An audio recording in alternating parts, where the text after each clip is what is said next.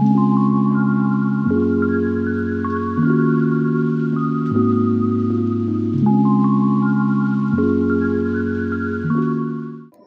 শিক্ষার্থী বন্ধুরা, আসসালামু আলাইকুম। আমি আজ একটি গুরুত্বপূর্ণ বিষয় নিয়ে আলোচনা করব। সেটি হলো যে আমাদের কিছু কিছু ছাত্রছাত্রী আমাদের কাছে আসে যারা একদম বয়সের শেষের দিকে মূলত আমাদের এই ইংলিশ কোর্সগুলো করতে আসে। বিশেষ করে তারা এসে বলে যে আমরা ম্যাথ অনেক ভালো পারি, বিসিএস ব্যাংকের ম্যাথ করতে করতে বয়স শেষ, এখন হয়তো 6 মাস চাকরির আসে, তখন হয়তো তার রিয়েলাইজেশন হয়েছে যে আসলে অন্যান্য বিষয়গুলো ডেভেলপ করা দরকার।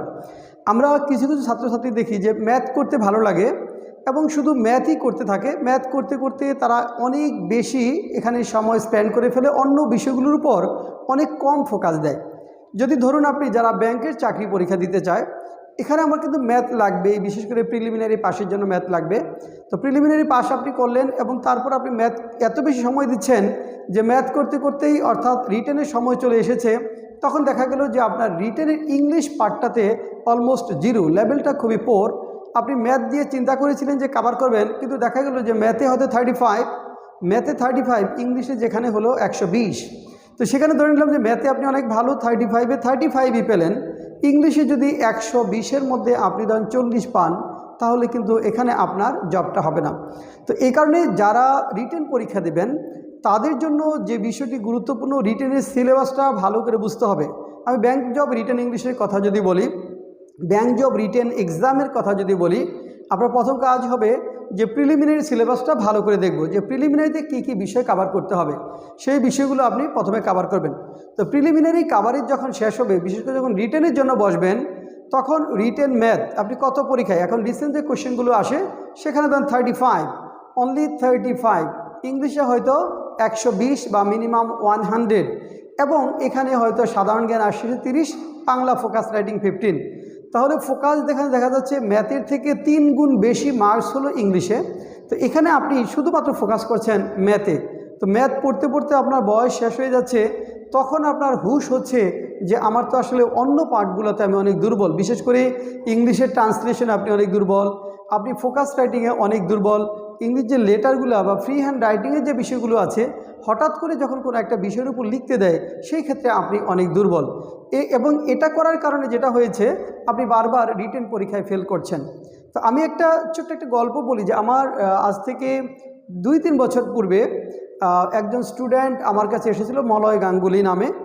তো ও ম্যাথে সবই পারে, পাবলিক লাইব্রেরিতে পড়াশোনা করে, ম্যাথের সমস্যার সমাধানের জন্য ওর কাছে সবাই আসে এবং সবাই ম্যাথের সমস্যার সমাধান করে নিয়ে যায়। ও 15টা পরপর 15টা ব্যাংকের প্রিলিমিনারি পরীক্ষায় পাশ করেছে এবং 15টা রিটেন দিয়েছে। আনফর্চুনেটলি 15টা রিটেনেই সে ফেল করেছে। রিটেনে ফেল করার পর তারপর আসলে আমাদের খোঁজ পেয়েছে এবং আমার কাছে একটা রিটেন কোর্স করতে এসেছে।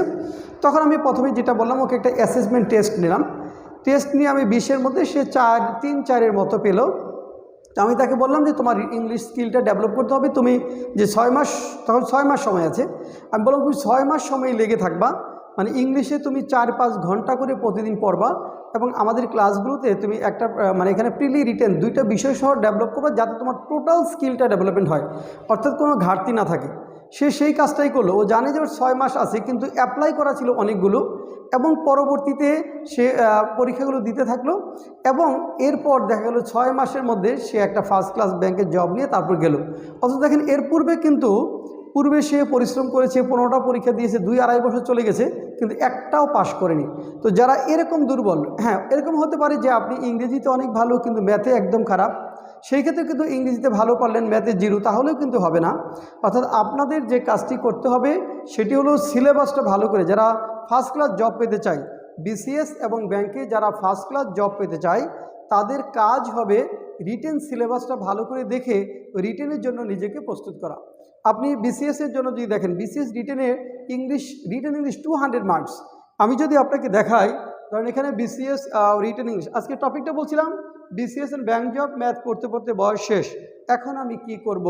তো ম্যাথ পড়তে পড়তে বয়স শেষ, এখন আপনি কি করবেন? এখন হলো যেগুলো পরীক্ষা দেওয়া আছে, অ্যাপ্লাই করা আছে, হয়তো আপনার 8-10টা পরীক্ষা বা 5-7টা পরীক্ষা, সেই পরীক্ষায় আপনার যেটা করতে হবে, যেহেতু প্রিলিতে এফিসিয়েন্সি আছে, একটাও রিটেন টেস্ট দিয়ে একটাতেই চাকরি পেতে হবে, এইভাবে আপনাকে অন্য পার্ট, যে পার্টে আপনি দুর্বল সেই পার্টটা কভার করবেন। সেটা ইংলিশ হলে ইংলিশ, সেটা অন্য কোনো সাবজেক্ট হলে অন্য কোনো সাবজেক্ট। অর্থাৎ ম্যাথ পড়তে পড়তে ম্যাথের পিছনে দৌড়াতে দৌড়াতে আপনার বয়স শেষ হয়ে যাচ্ছে, অন্যগুলোর কোনো হুঁশ নেই, এরকমটা যেন না হয়। কিন্তু অনেক স্টুডেন্ট দেখছি যে ম্যাথ পারে, ভালো লাগে করতে, সায়েন্স ব্যাকগ্রাউন্ড, কিন্তু অন্যগুলোর উপর ফোকাস করছে না। পরবর্তীতে যেখানে তার হিউজ একটা পটেনশিয়ালিটি আছে সেটা সে কাজে লাগাতে পারছে না। এখন ধরে নিলাম, ধরুন আমি একটা ক্যালকুলেশন দিয়ে দেখাচ্ছি। যেমন ধরেন এখানে ব্যাংক রিটার্ন যদি আমরা বলি, bank return, recent bank return, bank job written test, এখানে দেখা যাচ্ছে যে আপনার mathematics 35, English 120, Bangla focus writing ধরেন এখানে 20 বা 15, এখানে 20 বা 15 যেটাই থাক, জেনারেল নলেজ বা জিকে সংক্ষেপে যদি বলি, জিকে এখানে হয়তো 30। কত হয় দেখেন, এখানে হলো আমাদের 35, 120, 155, 150, 70, এই হলো 200 মার্কস। ধরেন এই হলো 200 মার্কস। এখন এই 200 মার্কসের মধ্যে আপনাকে কি করতে হবে, কত পাইতে হবে, 55% নাম্বার। 55% নাম্বার মানে মোটামুটি আমরা যেটা বলি 55% নাম্বার যদি আপনি পান, 55% নাম্বার মানে হলো যদি আপনি 110 পান, তাহলে আপনাকে ব্যাংকের প্যানেলের জন্য অপেক্ষা করতে হবে না, যে প্যানেল আসবে তারপর নিয়োগ। 55% নাম্বার পেলে যে সেখানে যদি আপনার 300-500 পোস্ট থাকে, আপনার চাকরি হবে। 500 পোস্ট আছে, আপনার স্কোর 55%, আপনি চাকরি পাবেন। কিন্তু এখন যদি 50% থাকে, 45% থাকে, তাহলে কিন্তু আপনার প্যানেলের জন্য ওয়েট করতে হবে। এখন এই 55টা কীভাবে এনশিওর হবে, ধরেন আপনি ধরে নিলাম যে আপনি এখানে ধরেন ম্যাথে আপনি 35, ধরেন আউট অফ 35 ধরে নিয়েছেন। আপনার একটা ক্যালকুলেশন দেখাচ্ছি, ম্যাথে 35 আপনি 35ই পেয়েছেন। ইংলিশে ধরেন 120, এখানে আপনি গড়ে 40% মার্কস পাওয়ার মতো যোগ্যতা আছে, 35 থেকে 40। এখন 40 যদি হয়, এখানে 40 আর হলো ধরেন 12, এখানে ধরেন 50 আপনি পেয়েছেন, এখানে 50 পায়েন আপনি 40% নাম্বার। এখানে বাংলা, এখানে যদি আমরা 50% ধরি, ধরেন 7। আর সাধারণ জ্ঞান অনেকটা বিসিএসের মতোই আসে, যাদের বিসিএস প্রস্তুতি আছে তাদের। এখানে আমি ধরে নিচ্ছি, ধরেন আপনি এখানে হয়তো ধরেন 15। এখন টোটাল স্কোর কত, এখন আমরা টোটাল স্কোরটা যদি দেখি, দেখেন 7, 14, এখানে 19, 1, 4, 9, 10 না 100, আচ্ছা 35। ইংলিশে আমরা বলছি হলো, হ্যাঁ দেখেন এখানে 35, 52, আচ্ছা 4, 5, 9, 10, ধরেন 109। একটু দেখেন এখানে যদি ম্যাথে আপনি 35ই পান, ইংলিশে যদি আপনি 40% মার্কস পান, তাহলে দেখেন 109 চাকরি পাওয়ার মতো বুঝি। কিন্তু 35-এ কিন্তু আপনি 30 পাবেন না, এটা 5-এ 7টাই হবে না। এখানে হয়তো আপনার 5টা ম্যাথের মধ্যে 3টা যদি হয়, ধরেন এখানে 3 × 7 = 21, ধরেন 4 × 7 = 28 যদি বলি, যে 4টা ম্যাথ যদি আপনি পেলেন, 7 নাম্বার কমে যাবে এখান থেকে। দেখেন এখানে হয়তো 100 আমাদের থাকবে হলো 7, অনেকটা এরকম, বা 106, 107, 105-এর কাছাকাছি। তাহলে যদি 4টা হয়, 3টা হলে কিন্তু আরও কম। তাহলে এটা কিন্তু আমাদের 109, হ্যাঁ তাহলে দেখি 10, 17, 22, 2, 4, 9, 10, 102 ধরেন। 102 মানে 50% নাম্বার। এটা কিন্তু অনেকটাই, যেটা বললাম যে বেশি সংখ্যক নিলে হবে, কম সংখ্যক নিলে হবে না। কিন্তু এখন অনেকেই আছে ইংলিশে, 40%-এর কথা বলছি, এখানে যদি আপনার লেভেল 30% থাকে, 35% থাকে, ধরেন এখানে যদি 50 না হয়, এখানে যদি আপনার 40 হয়, তাহলে কিন্তু অনেক রিস্কটা অনেক কমে যাবে, আপনার পটেনশিয়ালিটি নাই হয়ে যাবে। কিন্তু যদি এরকম হয়, ধরেন আপনি ম্যাথ, আমি আরেকটা ক্যালকুলেশন দেখাই, ধরেন আপনি ম্যাথে অত ভালো না, কিন্তু 3টা ম্যাথ হয়, আপনার 5টা ম্যাথ থাকলে 3টা ম্যাথ আপনার পরীক্ষায় হয়। সেই ক্ষেত্রে কী করব আমরা, ধরেন 3টা যদি হয়, তাহলে 3টা ধরেন 3 × 7 আপনি 21 পেলেন। এখানে ইংলিশে আপনার লেভেলটা ভালো, ধরুন আপনি 60% মার্কস পাওয়ার মতো আপনার যোগ্যতা আছে, তাহলে এখানে 60 আর হলো 20 12, এখানে হলো ধরেন 72, এখানে বাংলা আগের মতোই ধরে নিচ্ছি, ধরেন 7, এখানে আগের মতোই 20 আমরা ধরে নিচ্ছি, তাহলে 30 অন। ওকে, এখানে 3 10 12 120। জাস্ট থিঙ্ক অফ, আপনি যদি ইংরেজিতে 60% মার্কস পান তাহলে আপনার ইংলিশে হবে 120-এ 72। ম্যাথ যদি 3টাও হয়, এখানে যদি আপনার ম্যাথ 2টো হয়, 14 যদি পান তাও আপনার চাকরি হবে, কাজেই যাদের এখানে যে ম্যাথ আপনি এরকম হয় ইংলিশে 40% কিন্তু ম্যাথে আপনি ফুল 100% চাকরি হবে না। এই কারণে যেটা বলছি, শুধু ম্যাথের পিছনে না ছুটে আপনার প্রত্যেকটা জিনিস, সাধারণ জ্ঞান, জিকে, ইদানিং জিকে 30 নাম্বার থাকে, তাহলে জিকের উপরেও ফোকাস থাকবে, ইংলিশের উপর একটু ফোকাস থাকবে বেশি, কারণ যেহেতু এখানে 120 মার্কস, মিনিমাম 100 নাম্বার, কখনো কখনো 130 পর্যন্ত থাকে। এই জন্য এই ফোকাসটা কোথায় থাকবে, অর্থাৎ আপনি এখন যদি এখানে 60% না ধরে ইংলিশে 50%ও পান, তাহলে 50% পেলেও কিন্তু আপনার 110 হবে। তাহলে ইংলিশে 60% ইফিসিয়েন্সি ধরে নিলাম, এটার জন্য অনেক ইফিসিয়েন্সি লাগে, অনেকের পক্ষে এটা সম্ভব না। ইংলিশে যদি 50% মার্কসও পান আর অন্যগুলোতে যদি এই রেঞ্জে স্কোর থাকে, তাও আপনার ফার্স্টেই চাকরি হবে, অর্থাৎ যদি 500-700 পোস্ট থাকে তার মধ্যে আপনার চাকরি হবে। আর যদি এটা 2000 পোস্ট থাকে তাহলে কিন্তু আপনার 110 লাগবে না, সেটার জন্য 110-এর নিচে, অর্থাৎ আপনি 105-6 কিন্তু আপনার চাকরি হবে। তবে 110 200-তে আমরা যদি বলি 55% মার্কস, এটা হলো সেফ জোন। 55% মার্কস, এটা হলো সেফ জোন রিটেনের জন্য। তাহলে সেফ জোনের জন্য যেহেতু 55% মার্কসটা সেফ জোন, এবং ইংলিশে যেহেতু আমাদের 100-র বেশি মার্কস, তাহলে আপনার টার্গেট হবে ইংলিশে মিনিমাম 55%। ইংলিশে টার্গেট হবে মিনিমাম 55%। এখানে কিন্তু 70% নাম্বারও পাওয়া যাবে, এখানে 70, কেউ কোনো কোশ্চেন 75-80% মার্কসও পাবে, সেটা আমরা অল্প হয়তো ধরলাম। কিন্তু যেহেতু সেফ জোনটা হলো 55%, তাহলে আপনাকে এমনভাবে প্রস্তুতি নিতে হবে যেন আপনি মিনিমাম 55% মার্কস ইংরেজিতে পান।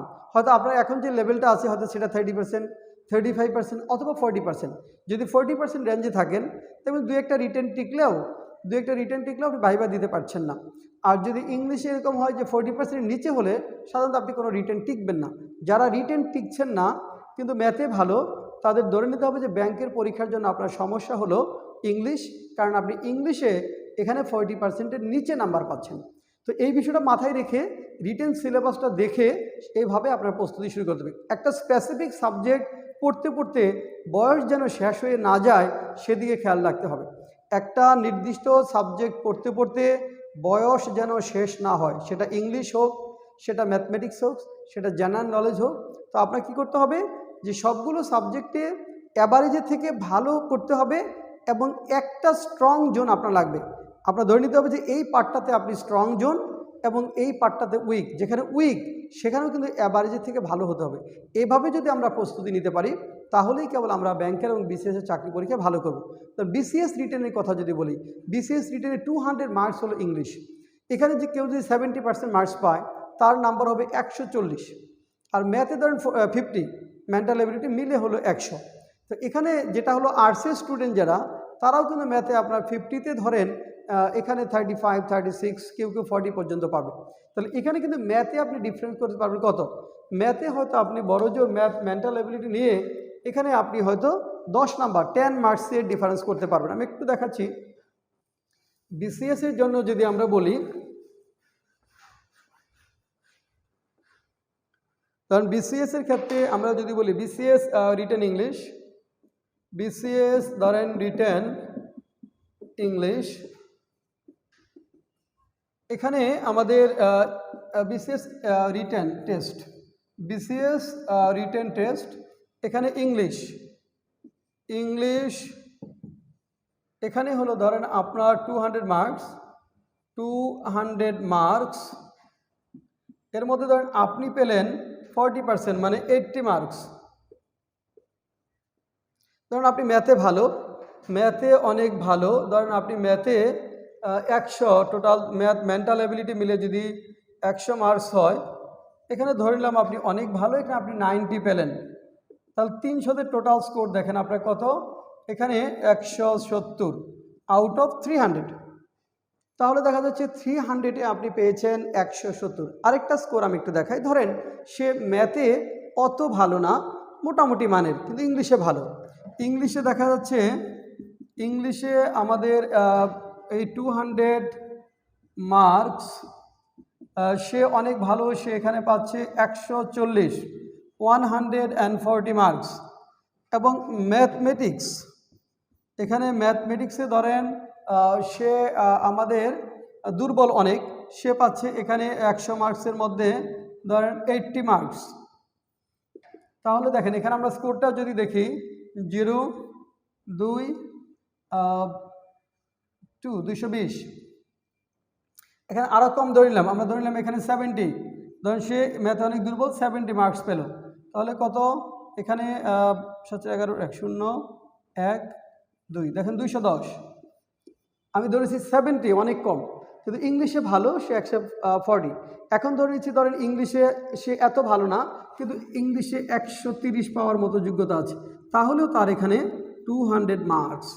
তাহলে দেখেন ইংলিশে পাচ্ছে সে 130, ম্যাথে দুর্বল, ম্যাথে পাচ্ছে 70। ধরেন আর্টসের স্টুডেন্ট বা ম্যাথ ব্যাকগ্রাউন্ডের না, সায়েন্সের না, সে 70-র উপরে পাবে না। ধরে নিলাম 100-র মধ্যে 70। ইংলিশে ফোকাস দিয়ে সেখানে পেয়েছে কত? 130। তাহলে এই ডিফারেন্স কত? ডিফারেন্স হলো 30। তাহলে এই ডিফারেন্সটা হলো আপনার, ডিফারেন্স হলো 30। এই 30 যে ডিফারেন্স, এই 30 ডিফারেন্স কিন্তু আপনি আর কোনো সাবজেক্টে কভার করতে পারবেন না। কারণ বাংলাদেশ অ্যাফেয়ার্স কেউ হয়তো আপনার থেকে 5 নাম্বার বেশি পাবে, আপনি হয়তো ইন্টারন্যাশনাল অ্যাফেয়ার্স থেকে সেটা কভার করবেন। হ্যাঁ, এই বিষয়টার উপর ফোকাস করতে হবে ইংলিশ। পাশাপাশি আরেকটা বিষয় যে অন্য সাবজেক্ট, যেমন এখানে বিসিএসের ক্ষেত্রে আপনি যদি আর্টসের স্টুডেন্টও হন, সায়েন্সের বিষয়গুলোর উপর আপনার ফোকাস থাকতে হবে। অর্থাৎ বিজ্ঞান একটু জানতে হবে, কম্পিউটার, আইসিটি, ওইগুলো সম্পর্কে নলেজ লেভেলটা বাড়াতে হবে। ওইখানে বড় ধরনের স্কোর যদি ডিফারেন্স হয়, তাহলে কিন্তু আপনি জেনারেল ক্যাডারে আসতে পারবেন না। জেনারেল ক্যাডারে আসতে চাইলে ইংলিশে আপনি সায়েন্স আর্টসের স্টুডেন্ট হলেও ম্যাথমেটিক্সে 80+ নাম্বার এনশিওর করতে হবে। বিজ্ঞান যেগুলো আছে, বিজ্ঞান, আইসিটি, কম্পিউটার, সেগুলোতে মোটামুটি ভালো করতে হবে। মানে সায়েন্সের স্টুডেন্ট তাদের খুব বেশি কম পাওয়া যাবে না। তো একটা সাবজেক্ট স্ট্রং জোন, সেটা যদি ইংলিশ হয়, আপনি ইংলিশে চেষ্টা করবেন যেখানে মিনিমাম 65% থেকে 70% মার্কস এনশিওর করবেন। তাহলে যে ডিফারেন্সটা হবে 30-40 নাম্বার, সেই ডিফারেন্সটাই মূলত আপনার যে প্রত্যাশিত অ্যাডমিন ক্যাডার, পুলিশ ক্যাডার অথবা ফরেন ক্যাডার, সেই জায়গাগুলোতে আপনি হিট করতে পারবেন। তাহলে এভাবে রিটেন সিলেবাসটা দেখে তারপর যদি আমরা ওইভাবে প্রস্তুতি নেই, তাহলেই সত্যিকার অর্থে আমাদের গন্তব্যে যাওয়া, আমাদের যে লং এক্সপেক্টেড ড্রিম, সেখানে পৌঁছা সম্ভব হবে। তো আজকে এ পর্যন্তই। বিসিএস, ব্যাংক জব, রিটেন প্রার্থীদের জন্য অনেক অনেক শুভকামনা রেখে আজকের মতো আমি বিদায় নিচ্ছি।